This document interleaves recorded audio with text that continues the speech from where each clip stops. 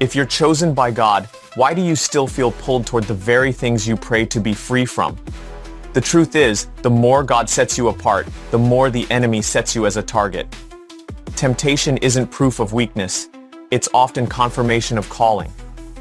Chosen ones are marked, not just by favor, but by intense spiritual pressure.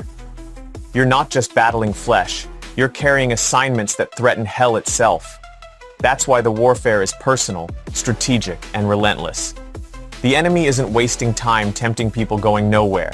He's after the ones carrying destiny. And here's what most won't tell you. The more you grow spiritually, the more subtle and tailored the temptations become. Lust doesn't always show up as just sexual desire. It disguises itself in pride, ego, ambition, and the craving to be seen, celebrated, or validated.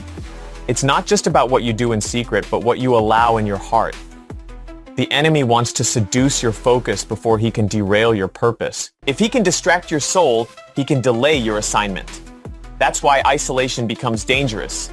You think being chosen means walking alone, but sometimes isolation is where temptation whispers the loudest. God doesn't call the perfect, he calls the willing. But being willing means being watchful. You've got to guard your mind like a fortress and stay rooted in truth, even when your feelings tell you otherwise. Temptation isn't something you outgrow. It's something you learn to overcome daily by choosing surrender over strength. And don't miss this. The enemy fights you hardest in the areas God wants to use most. That temptation you're ashamed of, it's tied to your testimony.